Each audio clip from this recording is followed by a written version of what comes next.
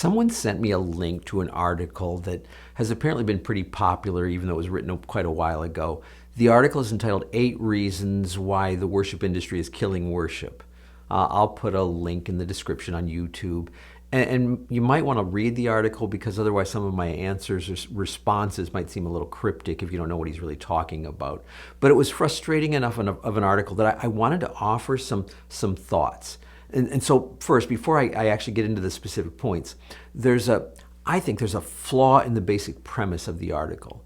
The author seems to indicate that there is some sort of, some nefarious, nebulous blob out there somewhere called the worship industry. Later in the article, he refers to it as the worship machine. Honestly, I'd be interested in an exact definition of what that is. Is it some kind of gigantic conspiracy to undermine the church as a whole? I personally know some of the best and most prolific Christian songwriters and musicians, people whose songs are used worldwide. They would be part of the worship industry, as he calls it, and I know they have hearts that truly want to help people engage in worshiping God. Are they wrong for desiring that? I don't think so. Are they perfect? Of course not. All right, so with that as kind of a foundation, let's look at each of these 8 points. First one, its sole purpose, talking about the worship industry, is to make us feel something. So where exactly is that written? Again, this evil force, the worship industry, wants us to feel something. Ask the songwriters if that's their main motivation. The ones I know would say emphatically no. But I would say that worship divorced from feelings isn't really worship. God doesn't primarily want us to come in and sing some songs. He wants our hearts. The author uses a quote from the late Dr. Robert Webber that worship is doing God's story. I don't know, that just to me seems to miss the point of biblical understanding of worship.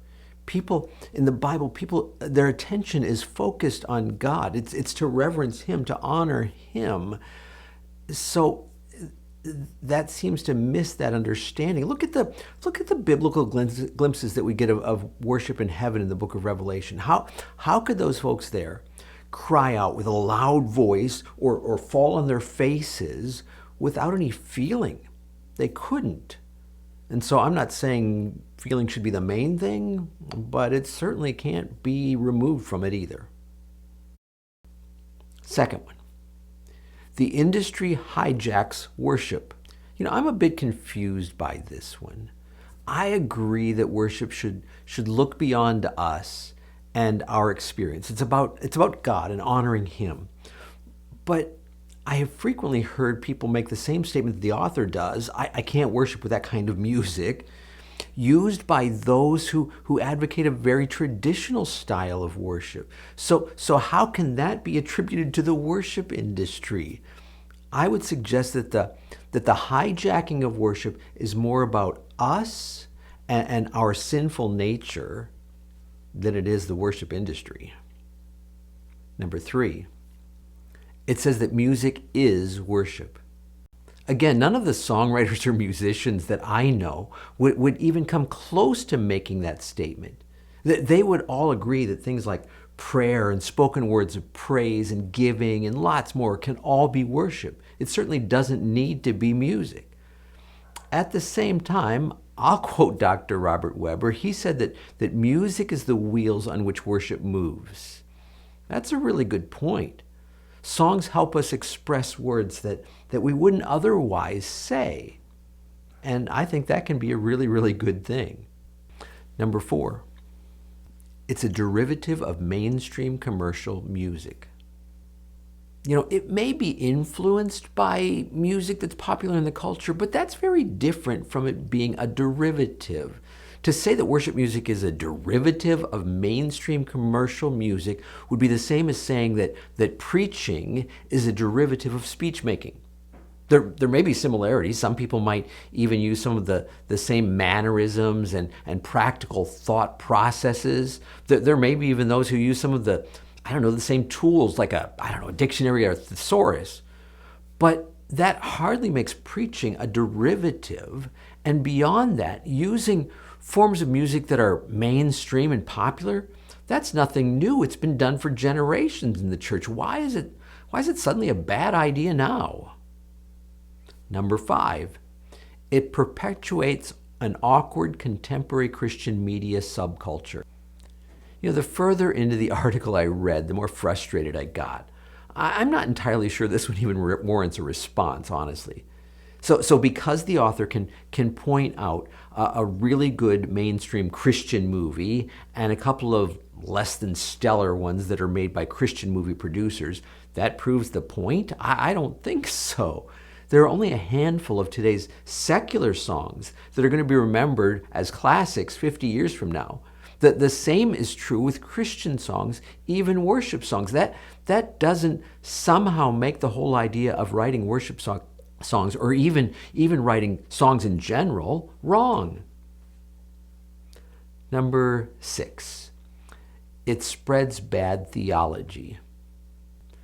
Finally, a point that I can guardedly agree with. I've said this for years. I personally think there are too many current Christian songs that have words that don't reflect sound theology. But here's the deal. We can't just stop with the statement that it spreads bad theology, because it also spreads good theology. There are lots of really biblically solid worship songs being sung around the world today because of the worship industry. So the point is that we don't just throw out the industry because some have poor theology. We'd also have to throw out preaching if that was the case. So instead, I think we need to be vigilant to be sure that the songs that we sing, regardless of where they're from, who they're from, when they were written, today or a long time ago, to make sure that they're theologically sound. Number 7, it creates worship superstars. I'm going to be really candid here. I find it frustrating that the author of this article makes blanket statements but offers no remedies. So based on this premise, think about it. We shouldn't have any more preaching because Billy Graham, John Piper, John MacArthur, Chuck Swindoll, name your favorite, are too famous. Maybe that's not a good premise. Last one, number 8. It's made music into a substitute Eucharist. Although I see the point, I think we're comparing apples to oranges here. If we recognize that worship is God-directed, then the Eucharist really isn't worship. And don't misunderstand.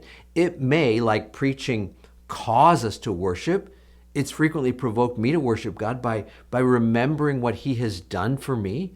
As I've encountered the Lord through His body and blood, I have often been, can I say, inspired to worship, but the actual act of communion is not God-directed. And so to compare the Lord's table with songs of worship, it's not really a fair comparison. All right, let me offer a kind of a final conclusion here. I think the author does offer some good warnings for us, but his throw the baby out with the bathwater approach is way too extreme. The worship industry, again, whatever that is, has offered us a lot that I think we should be grateful for. So to trash the whole thing and everybody involved in it simply because of some abuses, that's going overboard. Here, let me offer a positive approach. I think that the heart behind the article seems to say, I want what we do to be real. It should be Christ-focused. And I would agree.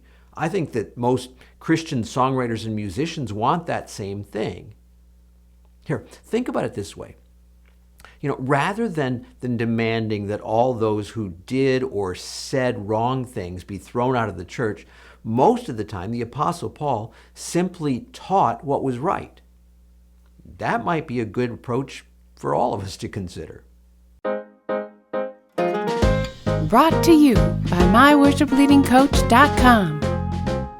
Helping you to be more fully equipped as a worship leader.